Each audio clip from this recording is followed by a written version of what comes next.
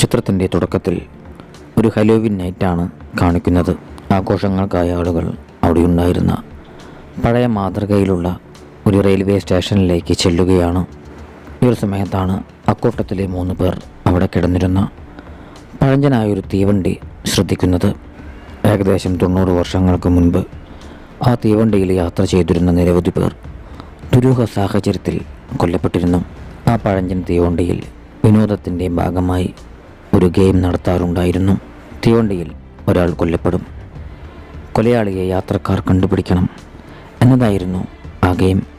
ഈ ഒരു സമയത്ത് അവർക്കിടയിലൂടെ രൂക്ഷമായ ഭാവത്തോടെ ഒരു മനുഷ്യൻ കടന്നുപോയി. അല്പസമയത്തിനകം തന്നെ ആ തീവണ്ടി യാത്ര ആരംഭിക്കാനൊരുങ്ങി. യാത്രക്കാർ പഴയ വേഷവിധാനങ്ങളണിഞ്ഞ് തീവണ്ടിക്കരികിലേക്കെത്തി. അതോടെ അവർ 3 പേരും അവിടെ നിന്നും തിരിച്ചുപോയി. പിന്നീട് TTR വന്ന് അവരെ ഏവരെയും വിനോദയാത്രയ്ക്കായി ട്രെയിനകത്തേക്ക് വിളിക്കുകയാണ്. ഈ ഒരു സമയത്ത് ക്രിസ്റ്റഫർ എന്നൊരു യുവാവ് തിക്കിത്തിരക്കി അകത്തേക്ക് കയറിയിരുന്നു.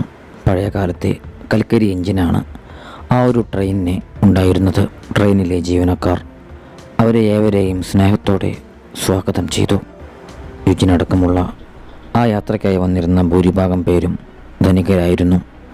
കോടീശ്വരിയായ അബിഗൽ എന്ന കുട്ടി തൻ്റെ വേലക്കാരിയായ പേളിയുടെ കൂടെയാണ് ആ ഒരു യാത്രയ്ക്ക് എത്തിയിരുന്നത്. അവിടെ വെച്ച് അവരിരുവരും യാത്രയ്ക്കായി എത്തിയിരുന്ന എവലിൻ എന്ന യുവതിയെ പരിചയപ്പെട്ടു. എവലിൻ്റെ കൂട്ടുകാരിയും ആ ഒരു ട്രെയിനിൽ ഉണ്ടായിരുന്നു. ട്രെയിനിലെ ജീവനക്കാർ പിന്നീട് യാത്രക്കാരവരുടെയും ഫോട്ടോ എടുത്തു. അങ്ങനെ ആ ഒരു കൽക്കരി ട്രെയിൻ യാത്രയാവുകയാണ്. ഇരുട്ടിനെ ഭേദിച്ചുകൊണ്ട് ട്രെയിൻ മുന്നോട്ടേക്ക് നീങ്ങി. ഈ ഒരു സമയത്താണ് തോമസ് എന്ന യുവാവ് എവലിനടുത്തായി വന്നിരിക്കുന്നത്. അയാൾ എവലിനെ പരിചയപ്പെട്ടു. ഭക്ഷണം കഴിക്കുന്ന സമയത്ത് അതിൽ പാറ്റയുണ്ട് എന്നുള്ളൊരു തോന്നൽ എവലിനെ അനുഭവപ്പെട്ടിരുന്നു. അല്പസമയത്തിനു ശേഷം ചിത്രത്തിൻ്റെ തുടക്കത്തിൽ നിഗൂഢമാർന്ന ഭാവത്തോടെ കടന്നുപോയിരുന്ന ആ ഒരു മനുഷ്യൻ അവരുടെ പക്കലേക്കെത്തി.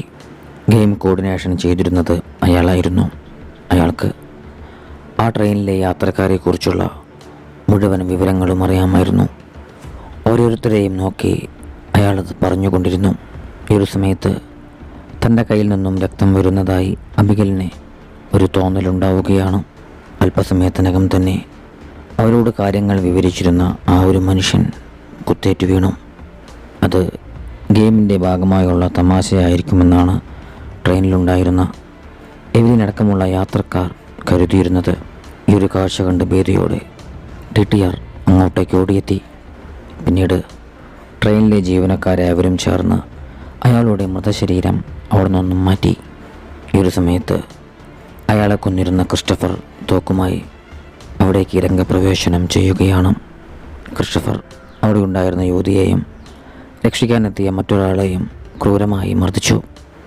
വിലപിടിപ്പുള്ള നിങ്ങളുടെ ആഭരണങ്ങൾ തൻ്റെ കയ്യിലുള്ള കവറിലേക്ക് ഇടാനായി ക്രിസ്റ്റഫർ ആജ്ഞാപിക്കുകയാണ്. അതിനെ എതിർക്കാൻ ശ്രമിച്ച ഒരാളുടെ ഷോൾഡറിലേക്ക് ക്രിസ്റ്റഫർ നിറയൊഴിച്ചു. ശേഷം ക്രിസ്റ്റഫർ അവിടെയുണ്ടായിരുന്ന വെയിറ്ററായ യുവതിക്കു നേരെ തോക്കു ചൂണ്ടി ഭീഷണിപ്പെടുത്തി. ഈ ഒരു കാഴ്ച കണ്ട തോമസ് എൻ്റെ കയ്യിലുള്ളത് മുഴുവൻ നിനക്ക് നൽകാമെന്നും പറഞ്ഞുകൊണ്ട് ക്രിസ്റ്റഫറിൻ്റെ പക്കലേക്ക് ചെല്ലുകയും സൂത്രത്തിൽ തൻ്റെ പക്കലുണ്ടായിരുന്ന തോക്കെടുത്ത് ക്രിസ്റ്റഫറിന് നേരെ ചൂണ്ടുകയും ചെയ്തു. ഈ ഒരു കാഴ്ച കണ്ട ഉടൻ തന്നെ ആ ഒരു വെയിറ്ററായ ലേഡി തോമസിനെ ഗൺ പോയിന്റിൽ നിർത്തുകയാണ്. ആ ലേഡിയും ക്രിസ്റ്റഫറിൻ്റെ ആളായിരുന്നു. പിന്നീട് ക്രിസ്റ്റഫർ യുവതിയെ അവിടെ നിർത്തി എഞ്ചിൻ റൂമിലേക്ക് പോവുകയാണ്. അവളോട് ദേഷ്യപ്പെട്ട ട്രെയിനിലെ ഒരു യാത്രക്കാരിയെ വെയിറ്റർ ഗേൾ വെടിവെച്ച് കൊലപ്പെടുത്തി. ഈ ഒരു ഭീതിജനകമായ കാഴ്ച കണ്ട് ബാക്കിയുണ്ടായിരുന്ന ഏവരും അക്ഷരാർത്ഥത്തിൽ ഞെട്ടിവിറച്ചു. ഈ ഒരു സമയത്ത് എഞ്ചിൻ റൂമിലേക്ക് കടന്നുകൂടിയ ക്രിസ്റ്റഫർ ട്രെയിൻ നിർത്താനായി ആവശ്യപ്പെട്ട് ലോക്കോ പൈലറ്റുമാരെയും ഭീഷണിപ്പെടുത്തുകയായിരുന്നു. ഇതേ സമയം വെയിറ്റർ ലേഡി ഏവരുടെയും ആഭരണങ്ങൾ ക്രിസ്റ്റഫറിൻ്റെ കവറിൽ ശേഖരിച്ചു കൊണ്ടിരിക്കുകയായിരുന്നു.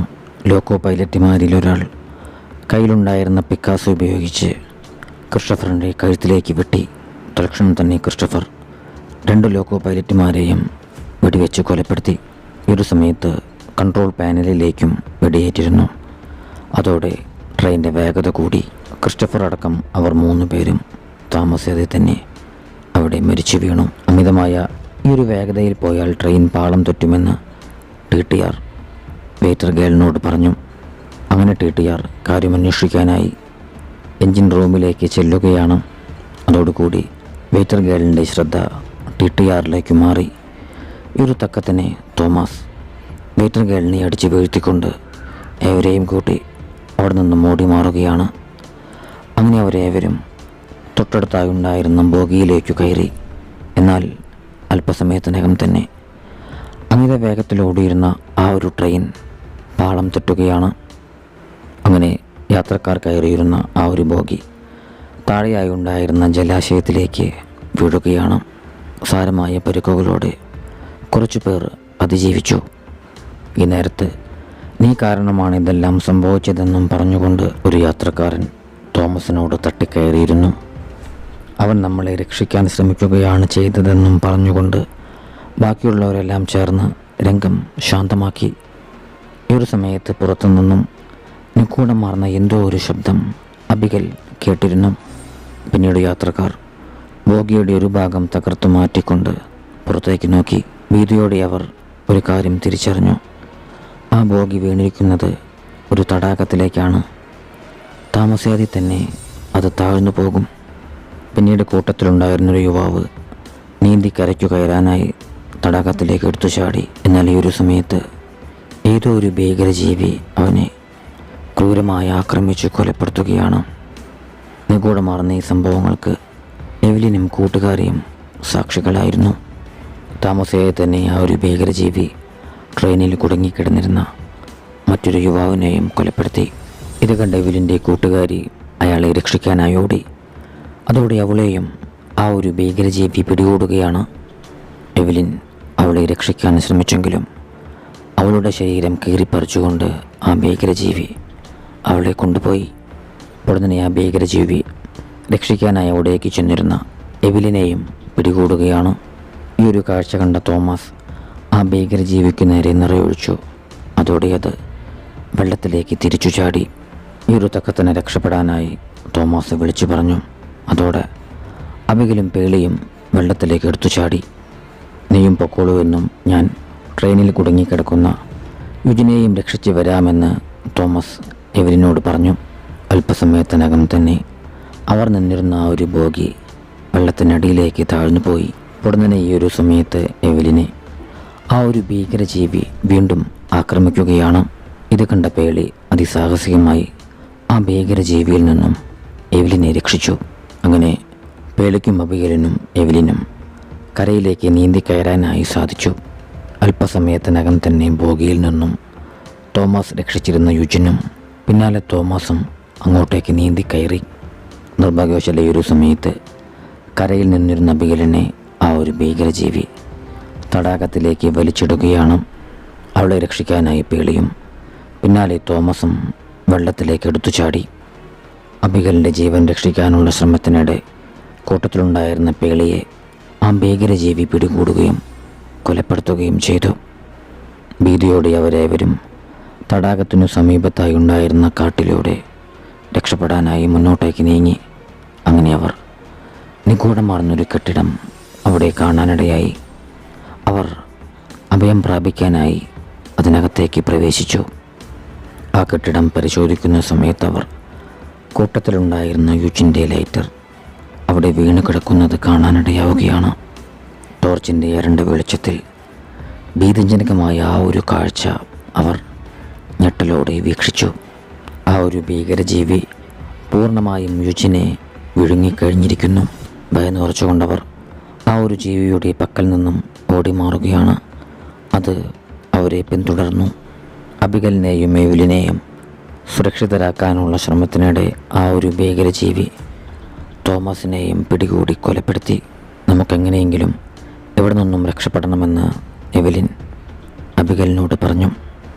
ഈ ഒരു സമയത്ത് പുറത്തുനിന്നും എന്തോ ഒരു ശബ്ദം കേൾക്കാനിടയായി. അത് തോമസ് ആകുമെന്നുള്ള ധാരണയിൽ അബിഗൽ അങ്ങോട്ടേക്ക് ചെന്നു. ഉടനെ അബിഗലിനെയും ആ ഒരു ഭീകരജീവി പിടികൂടി കൊലപ്പെടുത്തുകയാണ്.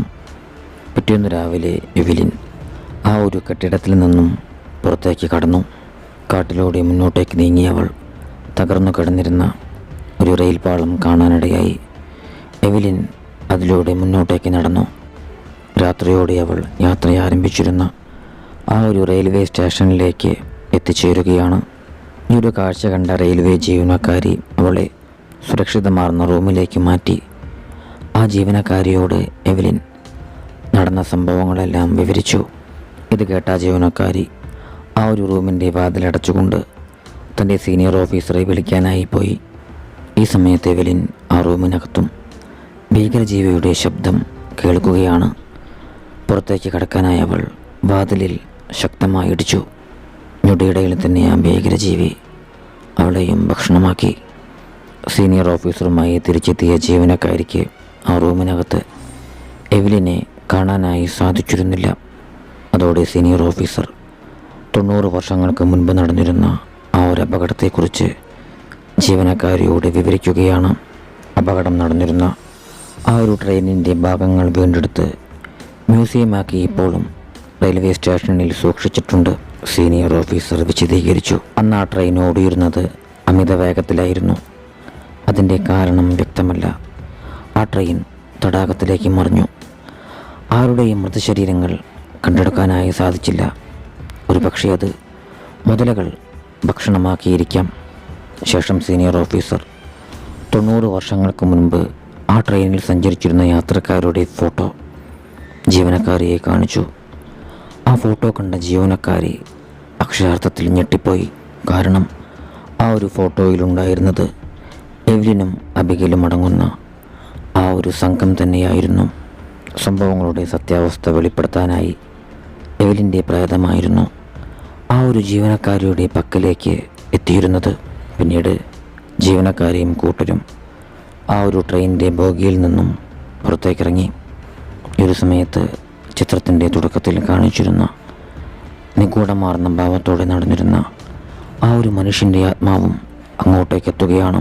ദുരൂഹമാർന്ന സാഹചര്യത്തിൽ മരിച്ചിരുന്ന അവരുടെയും ആത്മാക്കൾ ഗതികെട്ടാതെ അലയുകയാണ്. ഈ ഒരു രംഗത്തോടു കൂടി ചിത്രം അവസാനിക്കുന്നു.